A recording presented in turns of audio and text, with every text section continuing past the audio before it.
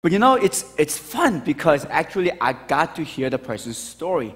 And it's amazing all the uniqueness of every individual, the stories that they have, and the sufferings that they carry, and the hope that we can offer. Whenever God's timeline is when that person will hear it and accept it, but at least I've been part of that, and that's exciting. You know, another thing also I learned from that rejection, the soft rejection, was that this person actually knows this church because he said, "Oh, last year, didn't you guys have some party?" Yes, we're the partying church.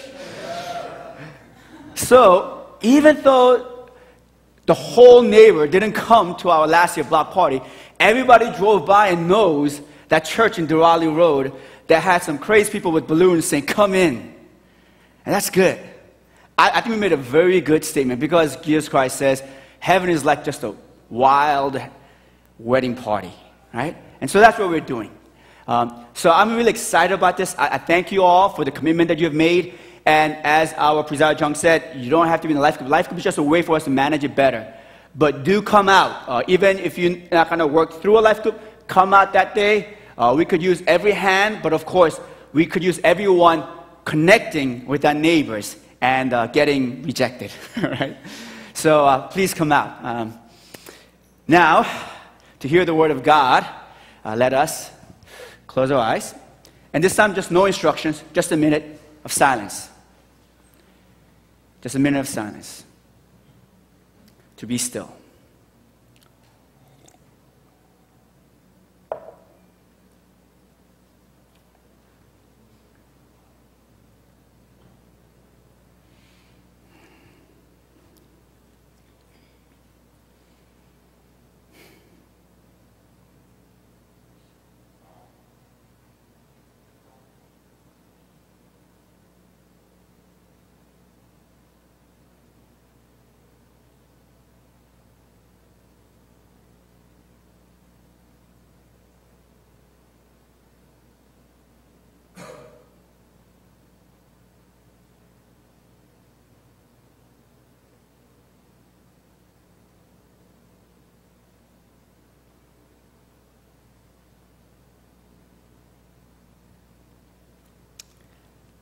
That's beautiful, isn't it?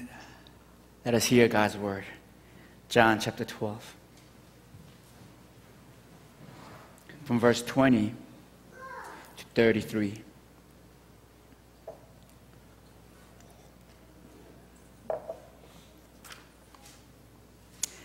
Now there were some Greeks among those who went up to worship at the feast. They came to Philip, who was born from Bethsaida in Galilee, with the request, "Sir," they said, "we would like to see Jesus." Philip went to Andrew, and Andrew and Philip in turn told Jesus. And Jesus replied, "The hour has come for the Son of Man to be glorified. I tell you the truth, unless a kernel of wheat falls to the ground and dies, it remains only a single seed. But if it dies, it produces many seeds. The man who loves his life will lose it, while the man who hates his life in this world will keep it for eternal life. Whoever serves me must follow me, and where I am, my servant also will be. My Father will honor the one who serves me.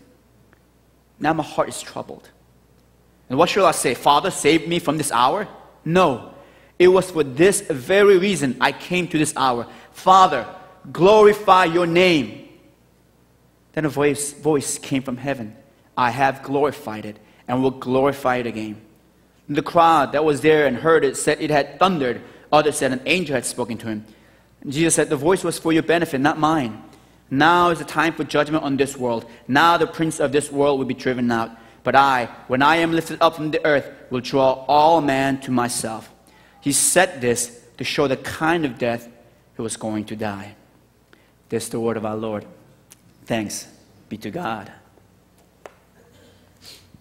Sight is a powerful sensory by which we humans come to know. In fact, it's so close, so intimate, we assume that it's the same thing. Seeing is believing, and seeing is knowing, and our language betrays this. And so we say, "Oh, I see," which means I understand, I know. And sight, more than all the other senses of the human being, has a more direct connection, it seems, to knowing. And that's why the verb see, it could be an intransitive verb, a verb that doesn't need a direct object. All the other sensory verbs, I feel it, I hear you, I touch it, I taste it, you need a direct object, it, you, her. But you could simply say, I see. Because seeing is a very active believing, of knowing. In the Western historical period, the time when science was birthed and human knowledge increased, we call that period enlightenment. And so the sense of there being light and then light allowing us to see, that is the whole process of knowing. And we say, oh, I would like to see it with my own two eyes. I will believe it when I see it. All this language betrays our assumption that seeing and knowing, seeing and believing is almost one and the same. We need to see. Well, when I went to Korea, right after I graduated, my father tried to set me up with a Korean girl so that I would bring a nice, good Korean girl back home.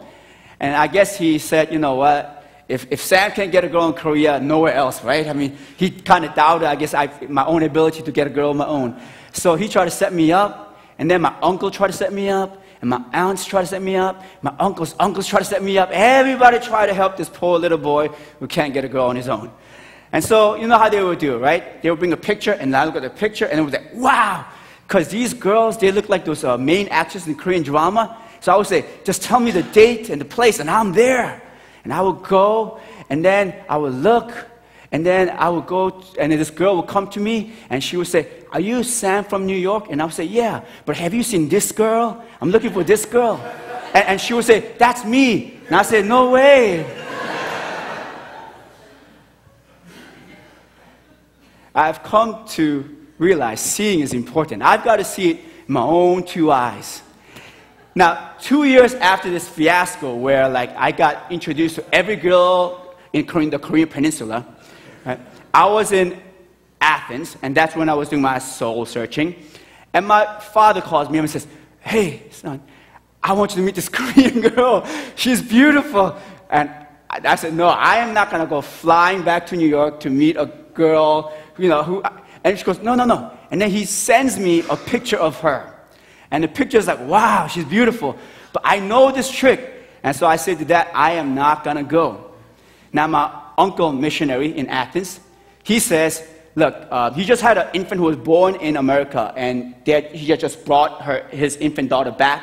But this infant daughter would not take the Greek formula. I guess she was accustomed to the more expensive Similac. And so that's all she would drink. And so he said, you know what, shipping Similac here, or buying a ticket for this girl, and having her bring it, it's almost the same amount of money. So I'll purchase her tickets and have her come here. So my uncle also doubted that I could get a girl of my own. So everybody's trying to help. And of course, this girl says, hey, free trip to Athens, I'll take it. And she comes. And I remember it was 2001, January 1st. And I saw the back of this girl first. And it was she had this sunset red coat. And then she flicked her hair. And she turned around, and I saw her, and I said, wow. And she saw me, and she said, ooh. That girl is my wife. And, of course, the line from the seeing to the walking down the aisle, it wasn't a straight line, but it did begin with seeing. I would not marry a person without seeing. Would you marry a person without seeing the person? Seeing is so intimately connected to knowing that we almost take it as one and the same. And so even the whole dating process, we say, oh, I am seeing a person. I am getting to know that person. We want to see Jesus. And so at this time, in this chapter that we read, in that story period, many people want to see Jesus. Because there were so many stories about his miracles, especially the latest one that's told to us in John chapter 11, that he brought someone back from the dead. Lazarus, who was once dead, is now alive. And so everybody wants to see him. and everybody wanted to see Lazarus, if this was all true. Now, we're going to look at some passages in John, and you will see the repetition of the verb see. So John chapter 20, John chapter 12, verse 9. He says, John chapter 12, verse 9, meanwhile, a large crowd of Jesus found out that Jesus was there and came, not only because of him, but also to see Lazarus, whom he had raised from the dead. Is this all true? Is this guy the Messiah who's going to save us? Is this all true? And of course, the famous passage we know in John chapter 20, verse 25, when the disciples do see Jesus, the resurrected one, but Thomas was not there at the dinner, and they tell Thomas, hey, we have seen him. What does Thomas say? John chapter 20, verse 25. It says here, so the other disciples told him, we have seen the Lord. But he said to them, unless I see the nail marks in his hands and put my fingers where the nails were and put my hand into his side, I will not believe it. For him, he needed to touch too, but it begins with seeing. I got to see it first with my own eyes, because seeing is believing. Seeing is knowing. And then today's story, we hear of these Greeks who comes to this Jewish festival, which means they were not there as just mere tourists with their digicam taking pictures so they could go back and tell them of their amazing travels. In fact, it's very clear. The narrative says they were there to worship. Of course, only the most devout Jews would come in this holy day, in this high holy day. And for them, they saw Judaism was an ethnic religion. You had to be born a Jew. But there was a slight opening for it, but it was a very difficult opening. You have to get circumcised. Right? It's just a hard thing. But yet, for them, they saw something in it, a truth. And they were seekers of truth. And so they came. And maybe as they were coming, maybe in the caravan that they traveled with the fellow other Jewish pilgrims, maybe they heard about this Jesus. And they got curious. Is this Jesus the one that Jeremiah prophesied about? The one who will come and bring a new covenant, a new heart? Is this the one Isaiah talked about who will be the light to the Gentiles? Can this Jewish Messiah be the Messiah for all people? Can he become my Messiah? And so they come and they say, Delomen don Yesuni din. I want to see Jesus. I want to see Jesus. Oh, I've heard about Jesus through all my Sunday school years and through all my youth years and through all my college years and through all my young adult years, and I've heard stories about Jesus, of people meeting Jesus, from teachers and preachers, of testimonies and missionaries. But me, I want to see Jesus. Because after all, seeing is believing and seeing is knowing, right? Is there a direct correlation between seeing and knowing? Is this reality, what is it, WYSIWYG, what you see is what you get? So whatever is out there is something that I must be able to see. Or what I see is what it is. Is that it? Is there a direct correlation between seeing and knowing? I question that. Because to be honest, the truth is a lot bigger than anything that we can see, isn't it? Truth is a lot bigger than what we can perceive. Our seeing is limited. That means that none of us can really see things as it is, all comprehensive. Our sight is limited even at the purely physical level. The limitation of sight begins with even the most basic physical level. Our eyes cannot see everything. Dogs, they cannot see color, right? They cannot see oranges and reds. We human beings, we have more cones in our eyes, so we can see more of the light spectrum, and so we can see oranges. For the dogs, no oranges. Does that mean that there are no colored objects, no orange colored objects? No, it's just that they cannot see. So is it possible that there are things that we see with our human eyes, but things that we cannot see that's beyond our ability to perceive, to receive with the cones of our eyes? Is there reality beyond what we can see? Of course. To think that the human sight is the apex, is the ultimate reality, is the apex of arrogance. Just as dogs cannot see orange colors, there are things that our human eyes cannot see. So then, there is no direct connection between seeing and knowing, is there? Right? All of our senses, here's a test I will do, right? This one. Great. Okay. The limitation of our senses. Can everybody hear this sound? Everybody hears that? Okay. This sound? All right. From here on, you got to raise your hands if you can hear it, okay? Raise your hands. All right, pretty much everybody. All right. Okay, there are some liars out here, I think. But that pretty much divides the age. You know this experiment, right? It's as you get older, your ears lose the senses to high frequencies. So as you go, for example, again, who hears? Raise your hands, and you'll see the age division, except for those who lie, okay? What about this? Anybody hear this? Okay. Now, I cannot hear this one or the previous one. All right, see, it gets smaller and smaller with the youth. Oh, really? It's hard for me to believe that. I don't know. It's like, that's 16.7 kilohertz. No, I will not be able to hear it. Now, it's the same sound that's being emitting throughout this whole room. But what you hear is different. But I can't be saying, oh man, the 14.7, it doesn't exist because I don't hear it. There are things in this world that we cannot perceive, whether it be ears or by sight. Seeing is believing. Yeah, but not all truth is limited to what I can see. So there's a physical limitation, but not just a physical, but there's a mental limitation.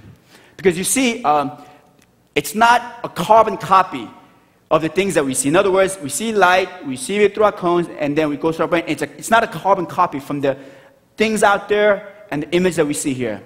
All of it is processed through our brain, and our brain is always interpreting the images. There's no reality outside of our interpretation, and if it's interpretation, it means that it's very subjective. How we feel, what we've experienced, what our attitude, all that determines how we see things. And that's why if you're in a desert and you are thirsty, you will see an oasis. Or if you've seen a scary movie, when you come out, everything is moving. All the shadows are moving. Yeah? Where you are, your experience determines how you see things. So whereas before, electrical outlets, once you get a baby and the baby keeps walking, those electrical outlets are death machines. You have to plug them all. Windows, lock them down. Who you are, where you are, determines how you see things. We're limited because of our physical limitation, but also because of our subjectivity. We see what we want to see. Right? A very obvious and a normal phenomenon when you, let's say, this is your first job and you got your first consistent income, and so you want to buy a car and you want to buy a red Civic. As soon as you say, I want to buy a red Civic, as you're driving, what do you see? Everybody's driving a red Civic, and you're like, oh my God, like everybody bought what I wanted. No, you are paying attention, and that's why you're seeing those things. Right? We see what we want to see. And we don't see what we do not want to see. A young man, alcoholic, drove while he was under influence, hit a woman, killed her in prison. And then in an interview, the father said, I just didn't want to see that my son had lost control of his life. I just didn't want to see that. We don't see what we do not want to see. So then, how do we get there? Is it all subjective then? I mean, can we ever get to that truth beyond the limitations of our physical sight and beyond the limitation of the subjectivity of our sight? Can we get beyond? Well, yes, every time. Truth always constantly challenges our interpretation. The person who thinks it's an oasis in the middle of the desert, at a certain point he will come there and he will thrust his hand into the water but pick up only sand. And at that point, he must make a decision. Oh, my interpretation was wrong. At certain places, when our interpretations are challenged, we can choose to live with our interpretations or we could give it up. But you see, that takes faith. Actually, it takes faith to see. It's not so much seeing as believing, it's believing that allows you to see. Like the test that we just did, there were some frequencies that you didn't hear. But the only way that you can say, oh, the sound is emitting, is you have to simply believe. You can't hear it, no matter what you try. But you must trust that it is out there. And for us, it's basically other people who's raising their hands. Right? So there are things that's happening outside. There are events, and then they challenge our interpretation. And at that point, even if we cannot see it, we must trust it. And when we trust it, then the eyes will begin to see another reality. Right? When someone's colorblind and you say, this is orange, that person will say, no, that's gray. No, it's orange. At some point, the person who's colorblind must say, I believe it is orange. And begin to see it with his imagination. But imagining it with his faith, it's not mean he's making it up. He's actually aligning himself to the reality. It's not so much seeing as believing, but believing is seeing.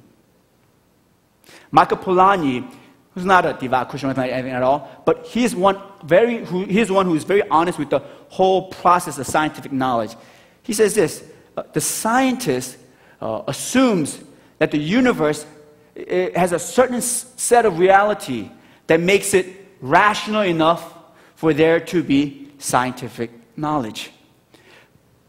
Basic things such as measurements, computations, and algebraic equations, these only make sense in a predetermined framework which the scientist must not question if he is to know anything at all. So even science has a predetermined framework which he does not question, because that's the only way he'll begin to know.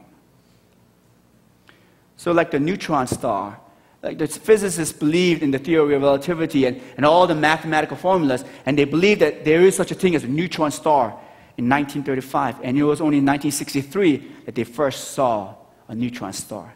So you believe, and that makes you seek, and then you finally see. Dark matter. Scientists can believe in the math, and they believe that 80% of matter in the universe is actually dark matter. And dark matter means you cannot see it because it doesn't emit light, it doesn't reflect light. But that's the only way to explain why after the Big Bang it didn't collapse because of gravity, or it didn't expand so fast and make life impossible. The current pace of the expansion of the universe, which makes life possible, the only way you can explain it is there is dark matter there. Can the scientists ever see it? No. But there are effects around it. So they believe, and so they see. See, seeing is not so much believing, but believing is seeing. I want to see Jesus Christ. But if you believe, is when you begin to see. See, Jesus Christ, we are historically separate, but the things around Jesus Christ, Jesus Christ makes sense of the world. Doesn't he? Think about it. The universe, if there was no human being, if there was no conscious being in the earth, in this universe, would the universe know that it exists? No. It's as if it does not exist because there is no conscious being aware of the universe being there. So if the whole matter of this universe seems to point to consciousness so the universe could reflect on itself, be aware, then wouldn't the Creator also be conscious? Doesn't that make more sense?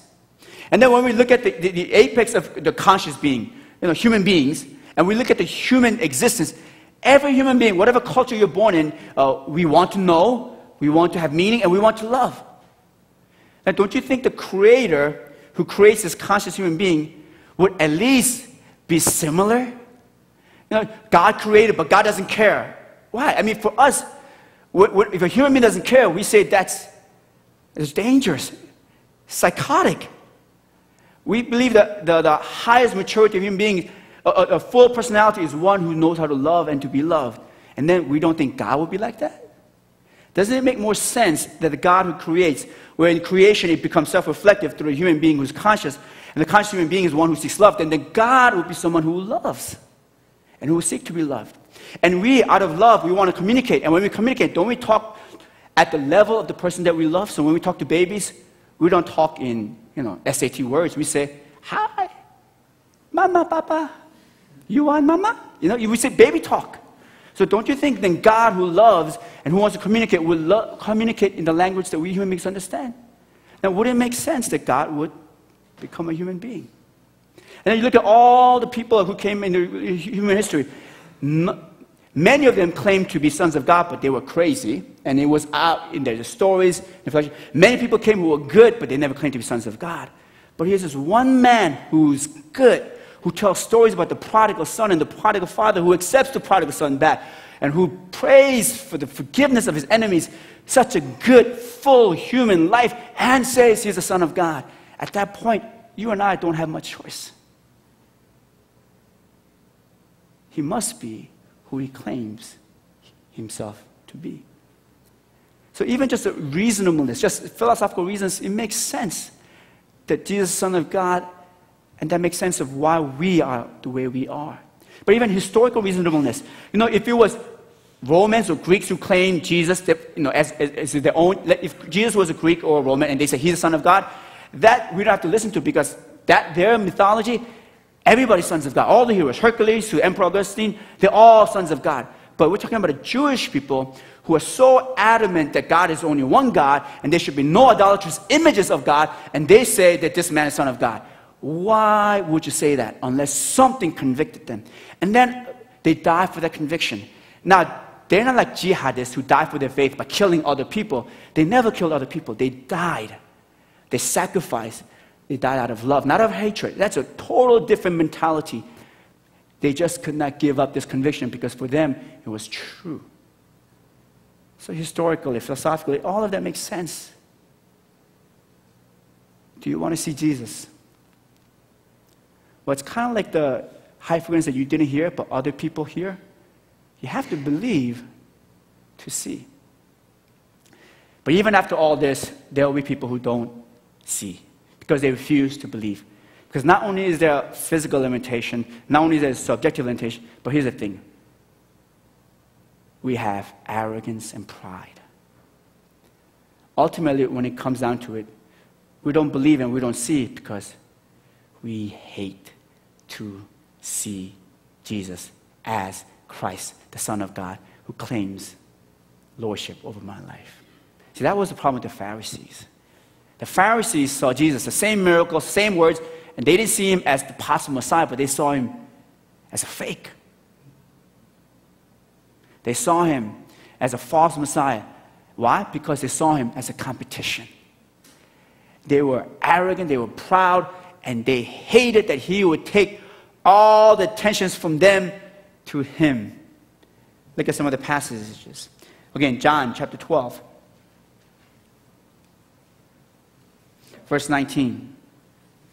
This is when Jesus is coming into Jerusalem. He's riding a donkey, and people go out and they welcome him as if he was some king.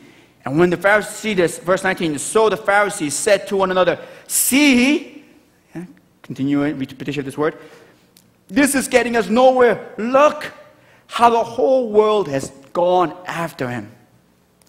They are so wrapped up in themselves. They think what they see is the reality, and that's it. And what do they see? The whole world has gone after him. No, it's just the city of Jerusalem, and probably just the poor people who went out to welcome Jesus. And they said the whole world went after them. You ever have friends like that? They exaggerate everything. Do you do that? I do that. And what they see is reality. Not everyone else is blind.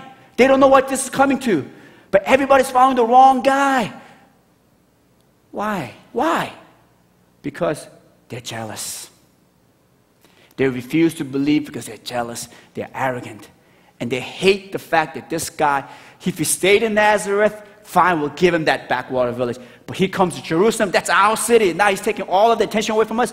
This guy is a fake. They see him as a fake. They cannot help but see him as a fake because they are fakes.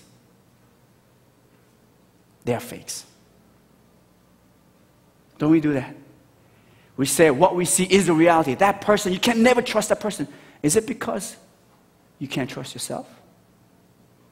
Oh, that person is, showy. He's always talking about himself or herself. Is it because you want to be the limelight and that person has stolen it? Oh, this church is all going down to, it's hopeless. Is it because you have lost hope for your own life? I can't go into the life group, everybody gossip. Is it because you gossip? Because of their pride, they cannot see. They cannot believe. Then Jesus teaches us another way, where the Pharisees are proud and arrogant and this just limits their sight. And yet in their limitation, they think this is all there is. What they see is reality. And Jesus teaches another way to see. He sees things in the light of God's glory. Isn't that what you hear constantly over here? God's glory. For God's, I want to glorify your name. He sees everything in the light of God's glory. He does everything for the glory of God. And so when he does that, everything is seen more clearly. He knows that in a few days that the cross awaits him. And we've just read it. When he sees the cross, he sees what the cross means, meaning suffering and shame. He sees the pain. He sees the ripping of the limbs, the blood filling of the lungs. He sees death. And so he says, oh, what am I going to do about this hour? What can I do? He does feel that pain. In fact, the other gospel writers, they talk about how when he was praying in Mount Gethsemane, he prayed so hard because of the suffering of his soul that his sweat was like blood. So he sees that part, but he doesn't see just that. He sees also God's glory. He doesn't see just a death machine and torture. He sees redemption and new life. He sees the cross in the light of God's glory. And so he says, I'll just read it to you at the end of our reading. Verse 34. The Son of Man, 33. Now is the time for judgment of this world. Now the prince of this world be driven out. But I, when I am lifted up from the heaven, will draw all men to myself. This is the amazing reinterpretation of the cross. He will be lifted up to be crucified. But that's not just pain and suffering and shame. He will be lifted up to be glorified. It's an amazing reinterpretation of the event because he sees the truth, because he sees it in the light of God's glory. It's not just shame, it's glory. Patch Adams, an amazing movie about Dr. Patch Adams, who believes that you've got to care for the whole person, medicine with laughter, right? Medical care is a basic human right. And in this movie, in the beginning, he's suicidal, and he commits himself to a mental institution. But in the mental institution, he finds salvation. Because when he goes there, he finds this old man, disheveled hair, running around, jumping around the sofa, throwing chairs, going around and asking everybody, how many fingers do you see? How many fingers do you see? And of course, everybody says, 4. And he goes, 4? You're all crazy. You're all crazy. And he finally comes to Patch and says, how many fingers do you see? And he says, 4? Insane! A nurse comes to him, this crazy old man, calms him down and walks him back to his room. And so he grabs another nurse and asks, Patch Adams asks, who is that man? He's Arthur Mendelsohn. The Arthur Mendelsohn, the brilliant mathematician? Yeah. He was so smart that at one point he just snapped. Now Patch Adams was very interested. So he befriends Arthur Mendelsohn. And then he comes to open his heart. And so he asks Arthur Mendelsohn one night, the fingers, what's the answer? And Arthur Mendelsohn, seeing that Patch Adams was open, he takes his hands and shows him and says, what do you see? What do you see? And of course, the obvious, 4. But Arthur Mendelsohn, no. See beyond the problem. Beyond what is in front of your eyes. Look at me. And when Patch Adams begins to focus on Arthur Mendelsohn behind his fingers, Arthur Mendelsohn's face becomes focused. The fingers becomes blurred and doubled. And he says, 8? Yes. See what nobody else can see. See what everyone chooses not to see out of conformity, fear, or laziness. See the world anew each day. Christ saw the cross, but Christ saw God's glory, and so he saw the cross as being lifted up for the glory of God. What are some of the things that you are going through? Believe that Jesus is the Son of God who came to rescue you. And see all your pains and sufferings and shame, all the things that keeps you awake in the night, see it through the glory of God. And all that thing that you are ashamed of, that will honor and glorify God. Reggie Dabbs, he was 8 years old when he went into the classroom for a parent-teacher conference. And that's when he first realized, man, my friends' parents are all young, my parents are old. So as they were driving back, he said, why are you all old? And that's when he heard the story, that he was adopted, that his mother had given him up, that his mother had him when she was a teenage mom, and she was conceived when she had sex with the man for $20 so she could feed the children that she already had. But these parents who adopted him, the father said, you have a future, and we're going to find it out together. And the mother said, you cannot change the past, but you can change the future. But all this word, it just went through because he was a product of a $20 transaction. That's all he is. A result of a $20 transaction. At 12, he met Jesus Christ. He believed in him. And then he began to see things differently. He said, if God would give his son to die for me,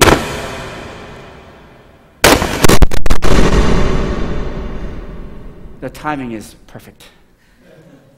If God would give his son to die for me, then it doesn't matter how I got here. What matters is what I am doing while I'm here. He no longer saw himself as a transaction of $20. He saw himself as a creation who is here to glorify God. Friends, whatever it is that is your cross this day, believe in Jesus, see it in the light of God's glory, and lift it up to him. Lift it up and honor God. At this time, let us rise. We're going to sing this song as a prayer. Be lifted up. Lift up your pains, lift up your worries, lift up your low self-esteem, whatever it is. Let us honor God, glorify God.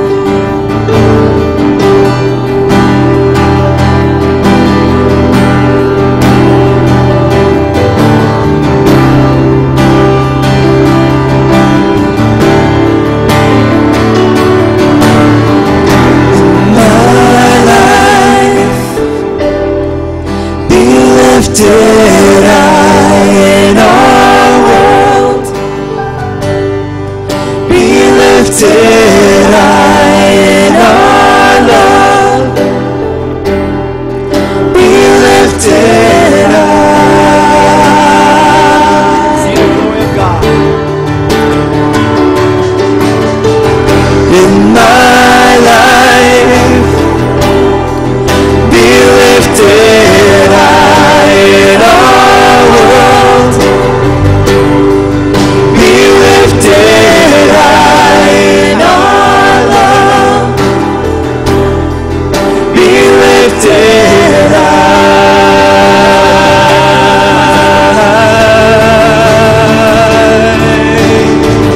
In my life, be lifted high in our world,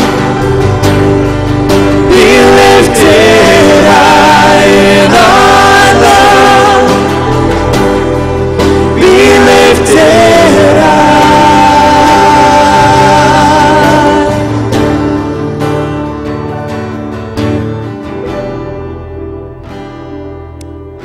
Jesus Christ.